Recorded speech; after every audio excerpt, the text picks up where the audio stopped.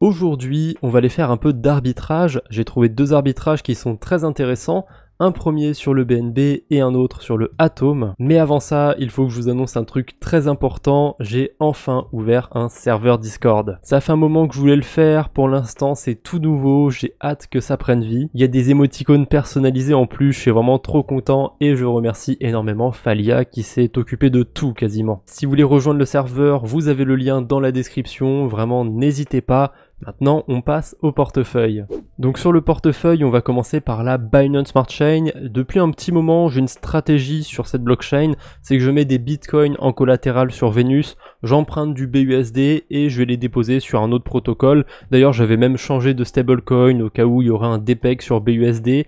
Vu comment le BUSD est encore implanté dans la DeFi, je suis pas sûr qu'il dépègue du jour au lendemain, ou en tout cas ça m'étonnerait que ça arrive cette année. Donc ce que je vais faire, c'est que je vais rembourser mon emprunt sur Venus, je vais peut-être même bouger mes bitcoins sur un autre protocole, je vais emprunter du BNB et je vais faire un bel arbitrage. D'abord, la première étape, ça va être de récupérer mes USDT qui sont sur Hyphen, parce que j'avais converti mes BUSD en USDT, donc je vais tout récupérer, on va tout ressortir de la pool de liquidité, ça va automatiquement récupérer les frais de transaction, donc les intérêts que j'ai fait sur le protocole. Ça a plutôt bien marché, je pense pas avoir eu un rendement incroyable, mais c'est déjà ça. Donc là je vais convertir maintenant mes USDT en BUSD, et comment ça se fait que je puisse déjà les swapper sur OneInch? J'ai dû laisser une approbation quelque part, c'est pas très bien de ma part, j'aurais dû faire attention, mais bon au moins ça m'arrange pour le coup, j'ai pas besoin de l'approuver, je peux directement l'échanger. Et là je suis à l'endroit où on peut révoquer les smart contracts sur Rabi et c'est le bordel, j'ai laissé plein d'approbations à l'infini sur la Binance Smart Chain, sur l'USDT, même sur Polygon. Donc tout ça je vais le révoquer, on sait jamais, s'il y a un de ces smart contracts qui se fait hacker, je pourrais perdre de l'argent. Alors il faudrait que j'ai des USDT dans mon portefeuille, mais vous voyez que là j'en ai sur mon portefeuille, donc on va faire attention à tout ça. Oh, j'avais même approuvé de l'USDT sur BXH, au secours. Allez là mon approbation sur OneInch. Et je crois que le reste c'est bon, je m'en fous des USDT sur la Huobi EcoChain et sur OKX. J'ai 6 approbations, 6 petites transactions à passer. Voilà, donc là elles vont toutes s'enchaîner sur Rabi, c'est assez bien foutu. Je signe la première, la deuxième va s'ouvrir tout de suite et je vais pouvoir enchaîner les 6. Ça va être assez rapide, on se retrouve quand j'ai fini. Bon, maintenant que j'ai récupéré mes BUSD, je vais pouvoir les rembourser sur Venus. Et d'ailleurs je fais bien de rembourser parce que le taux d'emprunt est plutôt élevé, hein. Il y avait à peu près 7% d'intérêt sur Hyphen, là je suis quasiment à emprunter à 7% d'intérêt, donc la stratégie commençait à plus être rentable du tout. Je vais rembourser mes BUSD et je ferai bien mieux. Alors je vais dans Repay juste ici, et je peux tout rembourser parce que j'en ai assez dans mon portefeuille. Alors là je viens de comprendre le petit souci que j'ai une petite approbation sur Venus déjà de 98 BUSD, donc le protocole m'embête, j'ai pas le droit de rembourser plus. Je suis obligé d'annuler ma première approbation, d'en faire une deuxième.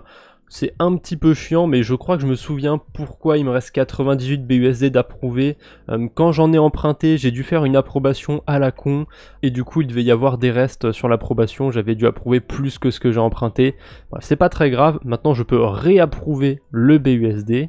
Et je peux rembourser mon emprunt. D'ailleurs cette stratégie était pas du tout rentable, là sur ce qui me reste j'ai fait un BUSD de bénéfice. Je crois que j'avais eu d'autres petits intérêts sur le protocole où j'étais avant Hyphen, mais franchement c'était pas du tout intéressant ce que j'ai fait, j'aurais pu faire bien mieux. Je suis un petit peu déçu, mais c'est pas grave. Là du coup mon emprunt est remboursé, je peux récupérer mes bitcoins parce que j'ai trouvé mieux à faire. Ce qui m'embête en fait sur Venus, on va aller le voir dans la core pool, c'est que le BNB il coûte super cher à emprunter. 21% d'intérêt quasiment. Combien?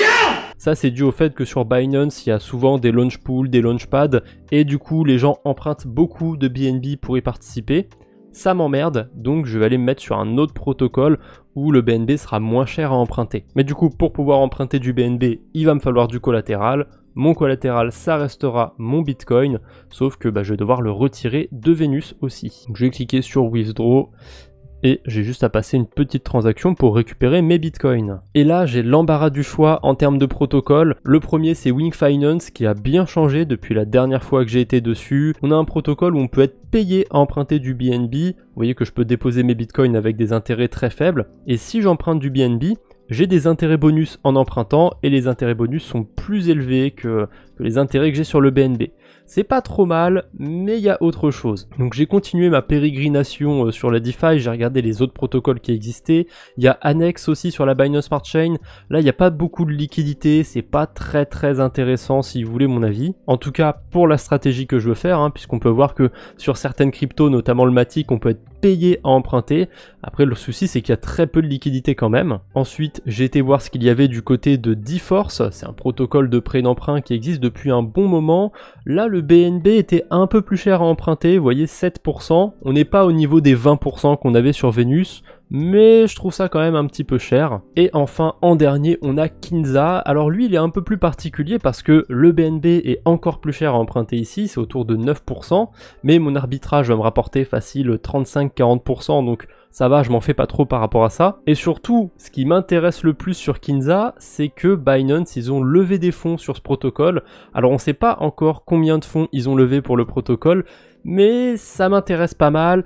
Le projet n'a pas encore de token, mais il y a tout qui est prêt pour accueillir le KZA. D'ailleurs, c'est un petit peu particulier, j'ai l'impression qu'ils veulent faire le même modèle que sur un VE33, donc un vélodrome ou un autre protocole similaire. Sauf que là, c'est pas un protocole de swap, c'est un protocole de lending. Donc je vois pas trop encore comment ils vont se démerder pour avoir le délire du VE33 sur un protocole de lending, mais ça peut être assez intéressant tout ça. Petit truc que j'aime bien sur Kinza, c'est qu'on peut voir directement les oracles qui sont utilisés. Alors sans grande surprise, pour les cryptos qui vont me concerner, le Bitcoin et le BNB, ça va utiliser Chainlink.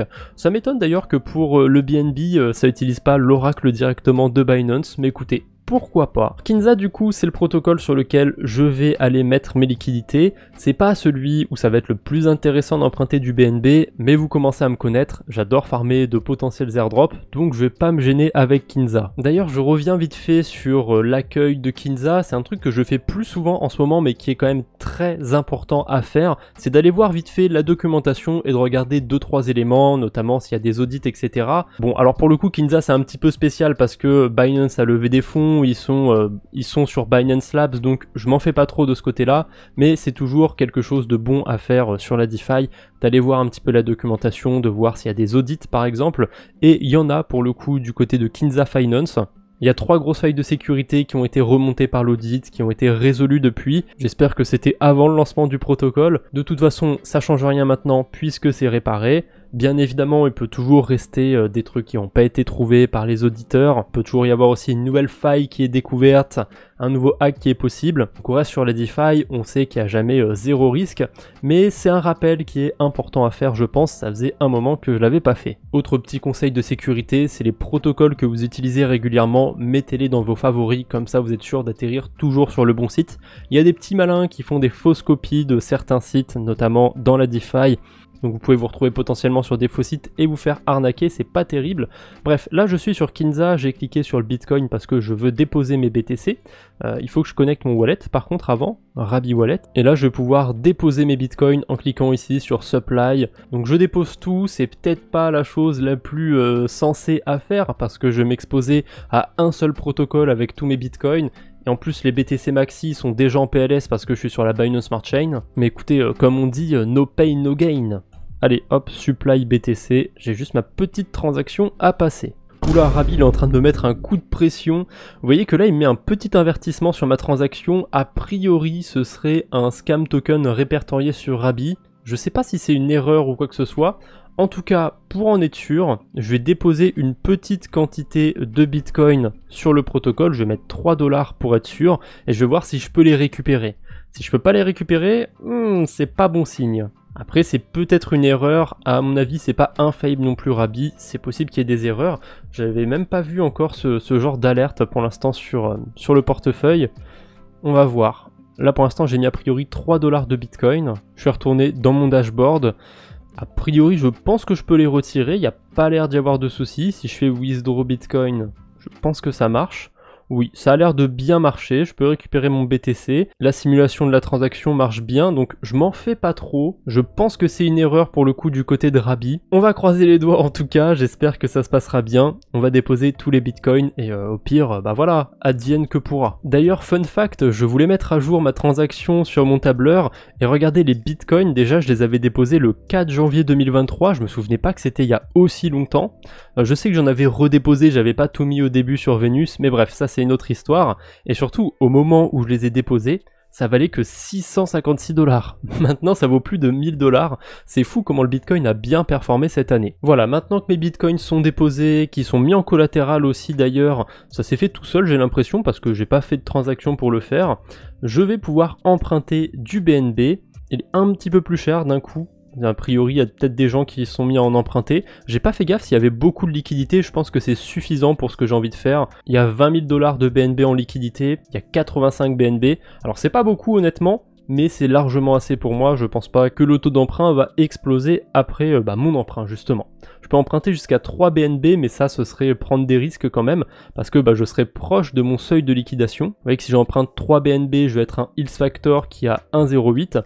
Ça veut dire que si le BNB il prend plus 10% par rapport au Bitcoin, je suis liquidé, je vais perdre mes Bitcoins, mais je pourrais garder les BNB. Ça m'intéresse pas du tout, je vais prendre un facteur de risque moins élevé.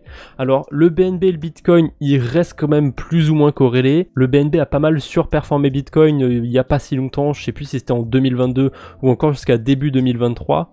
Là pour le coup, je sens que ça commence à s'inverser un petit peu, donc je pense que je peux prendre un peu de risque sur cet emprunt. Ça m'étonnerait que le BNB fasse une grosse performance par rapport à Bitcoin. J'hésite si je prends 2,2 BNB, que je reste raisonnable on va dire, ou alors je prends 2,5 BNB, là c'est plus risqué, je prends plus de risques, mais évidemment comme j'emprunterai une quantité plus élevée, j'aurai plus d'intérêt dessus. J'hésite. Bon allez, vous savez quoi, j'ai coupé la poire en deux, j'ai pris au milieu 2,35 BNB, comme ça c'est fait. J'ai juste à passer cette petite transaction et ça va me permettre d'emprunter du BNB et ça a pris un peu de temps, désolé. Mais voilà, on arrive à l'arbitrage. Mon arbitrage, je vais le faire grâce à SynClub. On peut aller staker directement certaines cryptos, mais ce qui m'intéresse c'est le liquid staking. Pour l'instant c'est disponible que sur le BNB, mais je ne doute pas qu'il le déploie sur d'autres blockchains à l'avenir. Et ce qui est très intéressant c'est que le token de liquid staking de SynClub, on va pouvoir l'acheter sur le marché secondaire, et vous allez voir on va pouvoir l'acheter bien moins cher. Là si je vais essayer de staker les BNB que j'ai empruntés, vous voyez que je vais recevoir 2,347 SNBNB. Donc le SNBNB c'est le token de liquid staking, c'est ce que vous recevez quand vous déposez des BNB sur SynClub.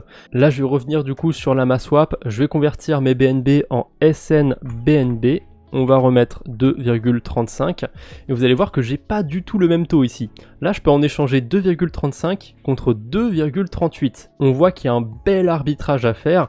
Évidemment, il y a quand même un petit bémol, c'est que les SNBNB, je vais pas pouvoir tout de suite les convertir en BNB. C'est un petit mécanisme qui va prendre 1 à 2 semaines, on peut le voir ici sur l'onglet Unstake, et si j'en mets 2,38, vous voyez, je vais récupérer cette quantité de BNB. Donc l'arbitrage me donnera 0,03 BNB, je préfère faire un arrondi, parce que faut compter aussi les frais de transaction. À mon avis je fais quand même un petit arrondi, je pense que je vais avoir un chouïa plus de frais de transaction que ça. Mais du coup 0,03 BNB, si je peux le faire à peu près toutes les 2 semaines, ça veut dire que je peux le faire 26 fois par an. Donc ça veut dire que sur une année, techniquement je peux avoir 0,78 BNB d'intérêt. Donc si je divise ça par ma quantité de BNB initiale, 2,35, ça me donne un rendement de 33%. Mais là j'ai pris le cas on va dire le moins favorable, celui où je vais devoir attendre 2 semaines à chaque fois. À mon avis je vais pas devoir attendre 2 semaines à chaque fois. De toute façon il n'y a qu'une manière de savoir si je vais attendre 2 semaines ou pas. Je vais convertir mes BNB en SNBNB. Et on va faire tout de suite l'arbitrage, c'est parti. Donc je sélectionne OneInch, j'aime bien ce protocole. Là évidemment j'échange du BNB donc j'ai pas besoin de l'approuver. Je peux passer ma transaction. Et tant que je suis sur l'Amaswap, j'ai des petits intérêts en BUSD. Je vous avais dit tout à l'heure qu'il me restait un BUSD. Je vais le convertir en BNB, ça va rembourser un petit peu mes frais de transaction, on va dire. Maintenant que j'ai mes SNBNB, je peux retourner sur SynClub, je vais les unstaker et voilà, dans quelques jours, je recevrai plus de BNB que ce que j'avais au début. C'est aussi simple que ça. Si vous avez suivi un petit peu la série de vidéos, c'est le même principe qu'avec le CRO sur Veno Finance. D'ailleurs, je remercie Yvan sur le groupe Telegram qui m'avait soufflé cet arbitrage sur le BNB. Je savais déjà qu'il y avait moyen de faire de l'arbitrage sur certains tokens de liquid staking. Je savais pas que c'était aussi intéressant par contre du côté de SynClub. Donc voilà, merci à lui pour la stratégie. Alors je sais pas si ça dépend des liquidités ou quoi que ce soit, mais là du coup je vais devoir attendre 15 jours pour récupérer mes BNB. Ils m'ont mis la deadline la plus loin possible, donc je les récupérerai le 31 août 2023 à 12h08.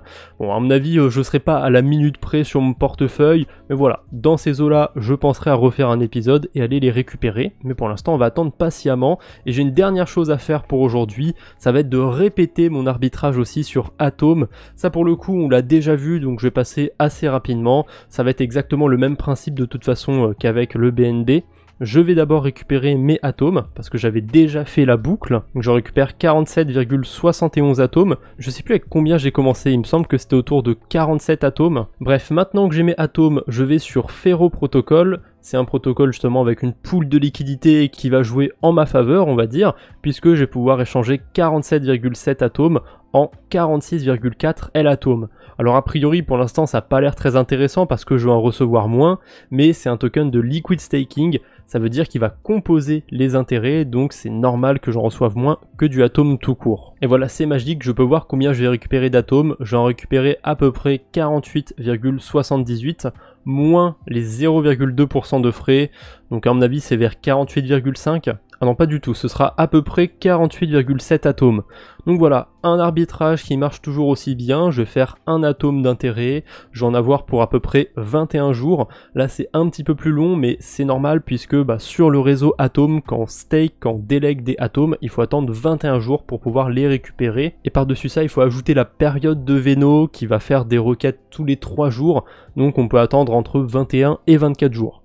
Là, j'ai plus qu'à cliquer sur Unstake, je pourrai récupérer mes atomes le 7 septembre 2023, donc dans 22 jours si je dis pas de bêtises. Voilà, ce sera pas pour tout de suite, mais l'arbitrage marche toujours aussi bien, donc si jamais vous avez un petit peu d'atomes, je pense que c'est pas bête de se diversifier un petit peu. Après, comme d'habitude, là, on va rajouter des risques. Est-ce que pour vous, ça vaut le coup de prendre plus de risques pour avoir un rendement plus élevé ? Libre à chacun de penser ce qu'il veut. Voilà, c'est tout ce que j'avais à faire pour aujourd'hui. J'espère que cette petite vidéo vous a plu.